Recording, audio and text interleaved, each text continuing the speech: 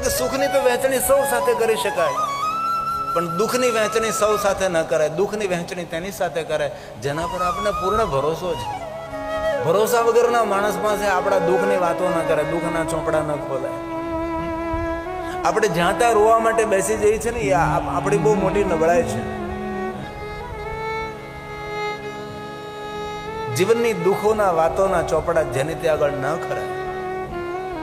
જીવન છે અને દુનિયાની કોઈ પણ નદી એવી નથી કે જે એક કિનારા પર ચાલતી હોય. વિશ્વની કોઈ પણ નદી આપ લ્યો, હંમેશા બે કિનારાઓની વચ્ચે જ વહેતી હોય નદી. જીવન પણ એક વહેતો પ્રવાહ છે. સુખ ને દુઃખ તો એ બંને કિનારાઓ છે. તેથી માણસે જીવનમાં હતાશ કે નિરાશ ન થવું, ઉત્સાહથી અને સાહસથી માણસે આગળ વધતું રહેવું જોઈએ. હવે નારદજી